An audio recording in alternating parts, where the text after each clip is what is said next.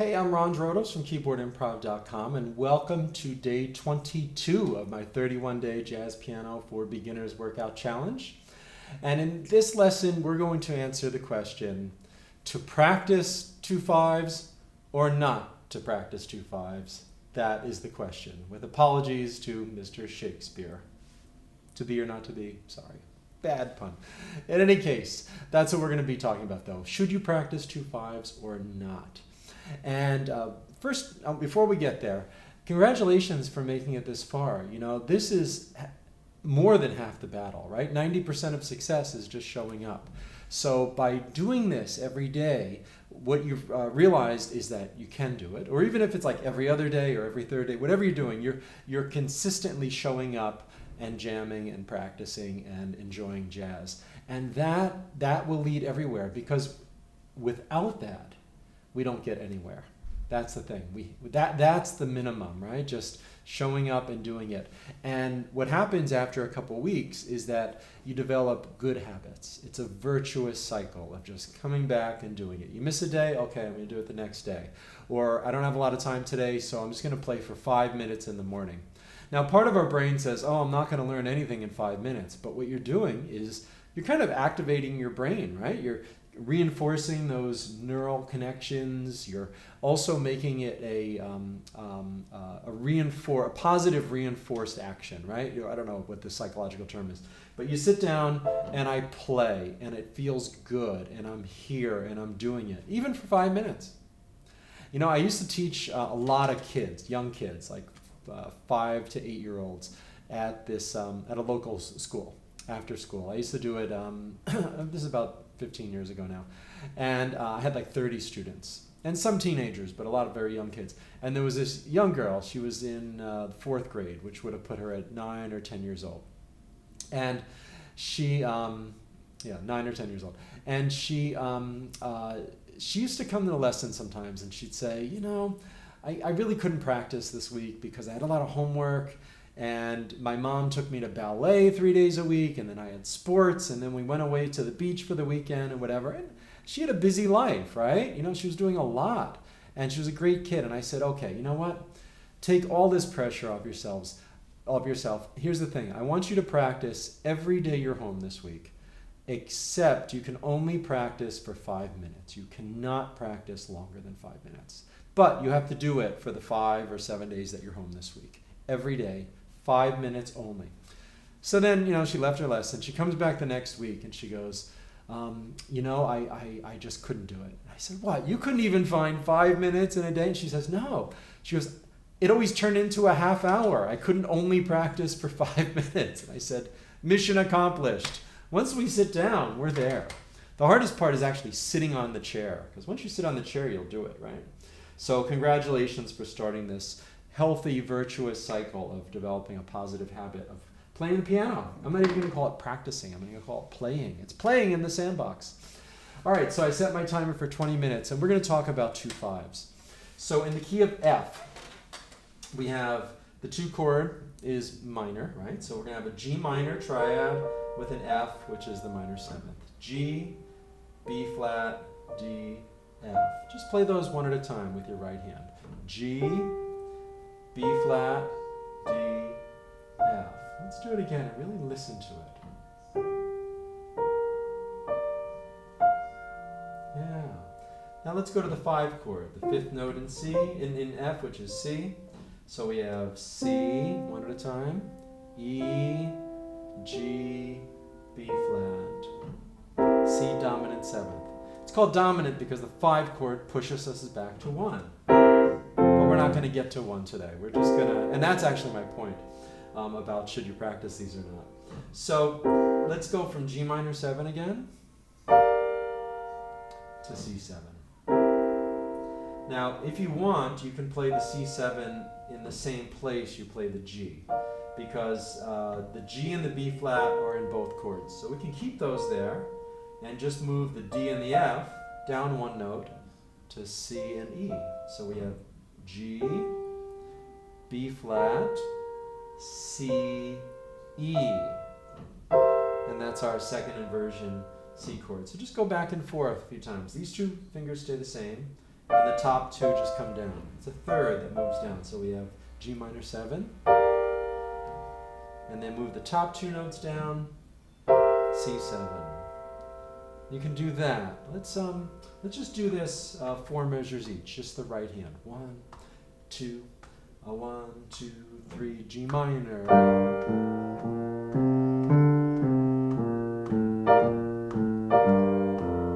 Now C7.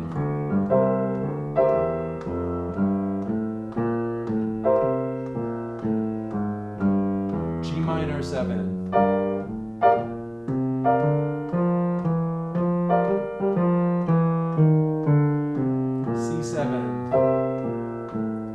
Play root position if you want. That's fine. That's actually really good.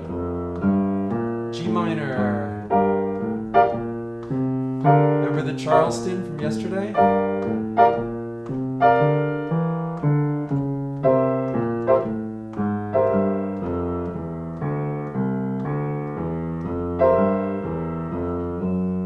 Yeah. Let's try it. And root position is great. Everybody should do root position much longer than they usually do, just to really get that firm. All right, let's try it with our left hand. G minor 7 to C7, however of those two options we want to go. 1, 2, 1, 2, 3, 4.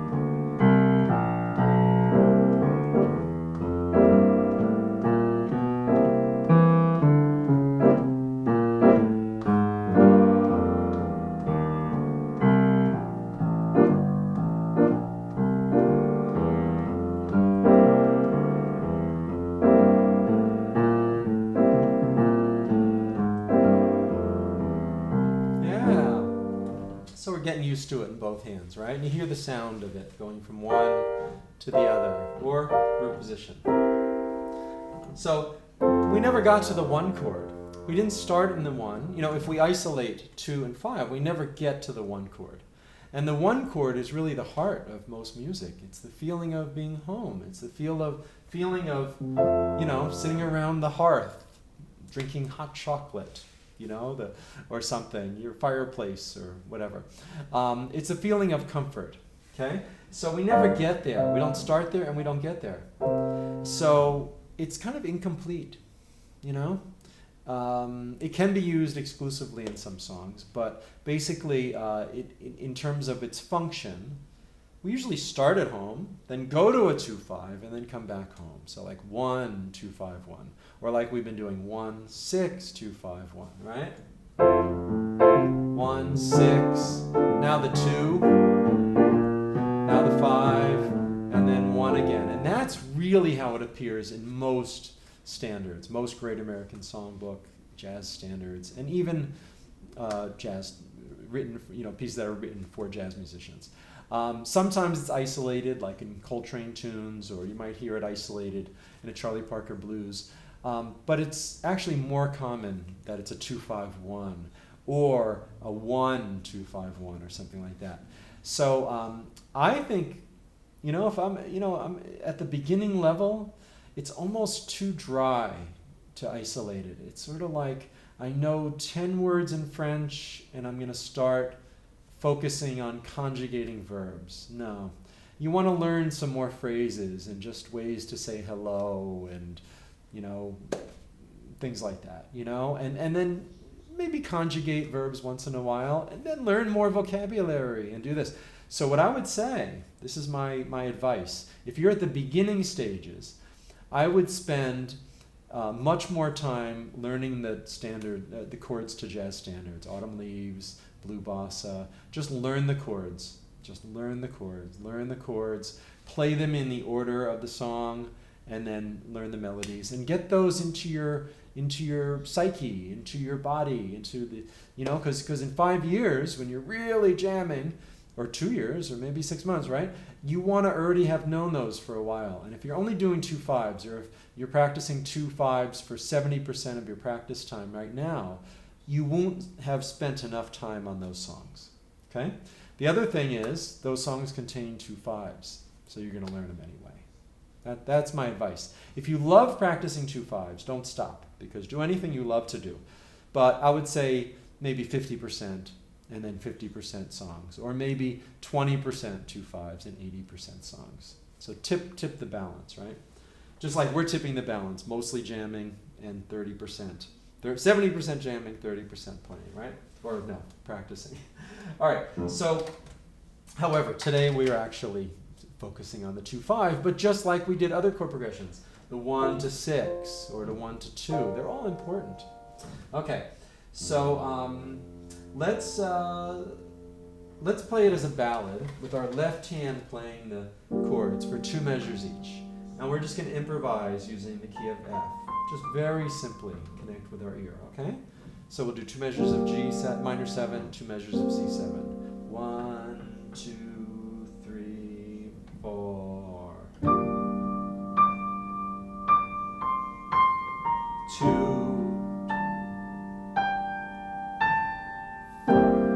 C7, back to G minor,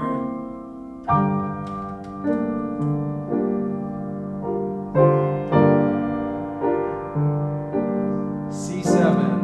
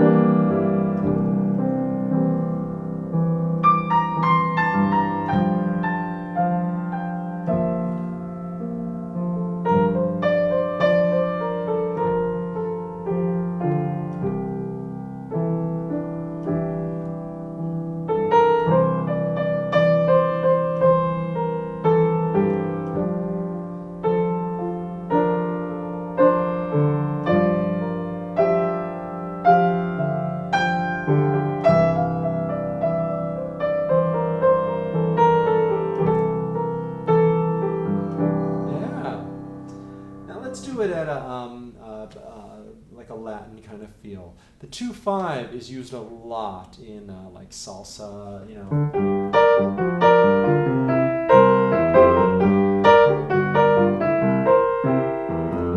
Santana,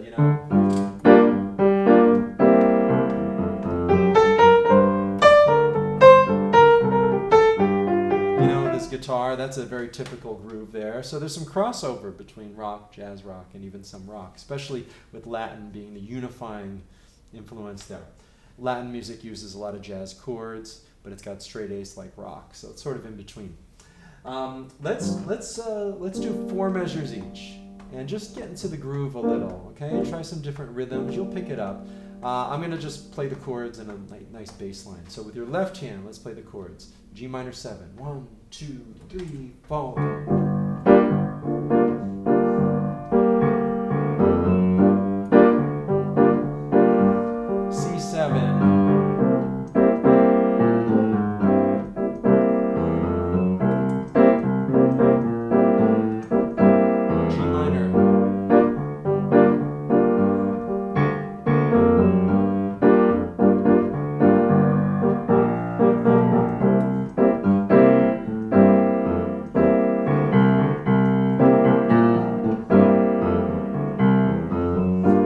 Sort of similar to some of the soul jazz, Herbie Hancock, Chameleon, Watermelon Man, things like that. Similar kind of groove.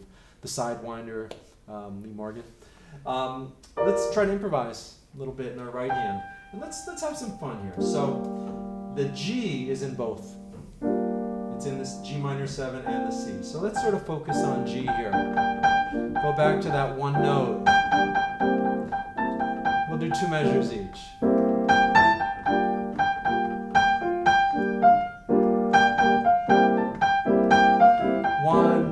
3, 4.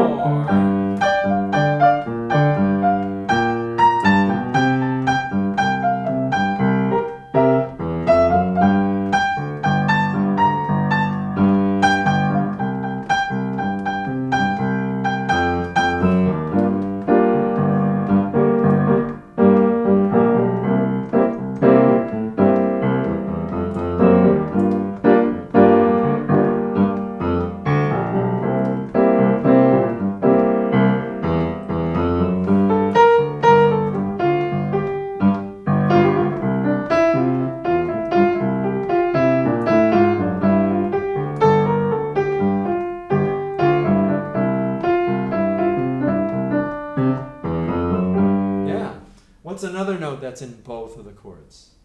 The G is the B flat? Yes. So now let's focus on B flat. 1, 2, 3, 4. C7.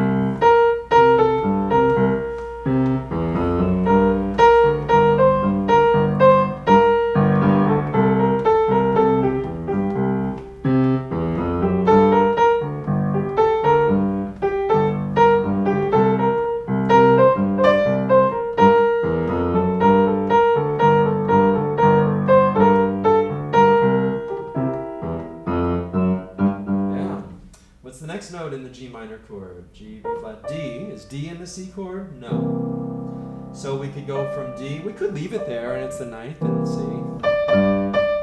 Sounds good. But for right now I'm looking at chord tones. So we could go down to C. Or up to E. For now let's go down to C. So we have D when we're on the G minor chord and we go to C when we're on the C7 chord. 1, 2, G minor.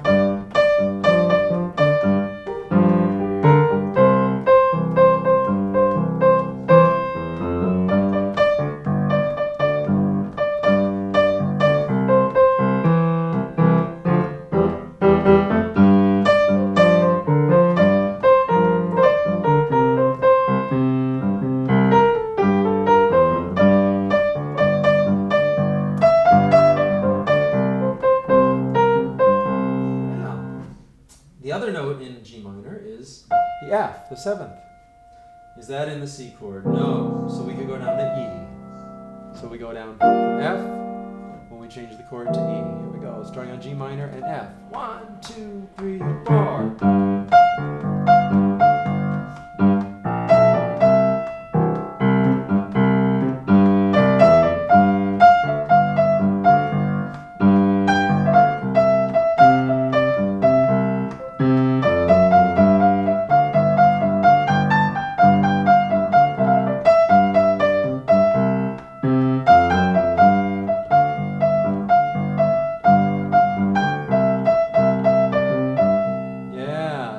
When you think like that. Now, do we always have to think in those terms of, oh, I'm on this chord? No.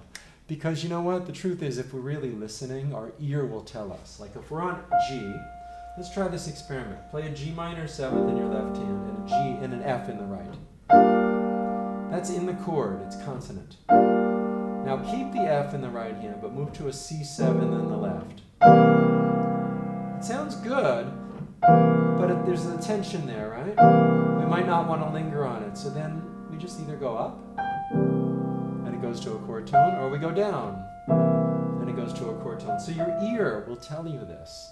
So it's just kind of nice to have both going on a little bit. Like sometimes we're a little more thinking about it, sometimes we're a little more by ear. And that changes for each of us. You have to have a little radar going.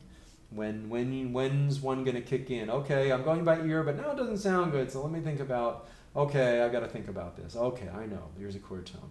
Here we go. So let's just jam now and do it as a swing tune, 2 measures each. Kind of a slow swing.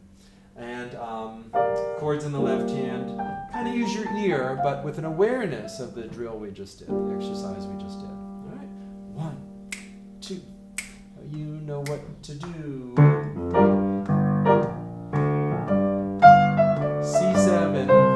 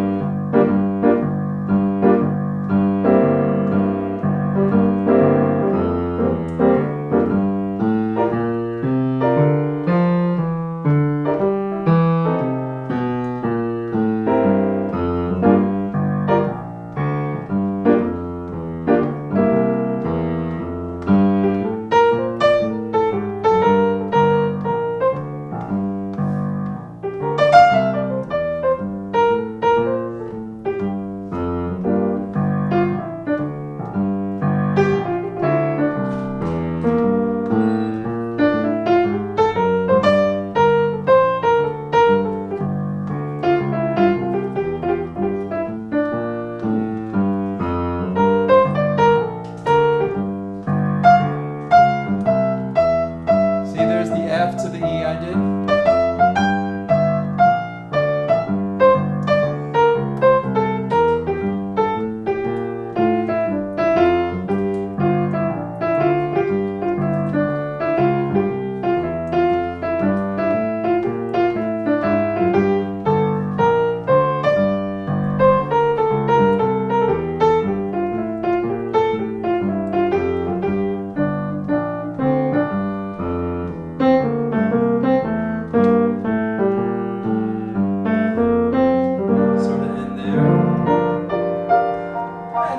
To the one because 2 5s don't get to the 1. That's fine sometimes. And actually that almost became like a minor 1 to a major 4 in G minor, but just by default because we never hit an F. But it really is a 2 5 as well.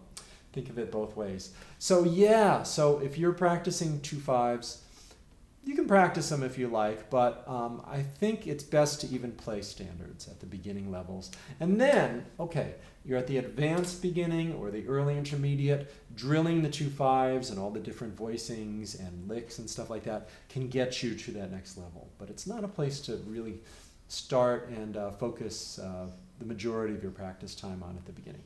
But we are developing healthy habits of showing up, doing it, making it part of our lives on a daily basis or most days, and just seeing the benefits, reaping the benefits of playing and playing. It becomes more enjoyable, and we get better kind of as a side product or byproduct of that. We show up and have fun, we will get better. It's not we get better and then we'll have fun. No.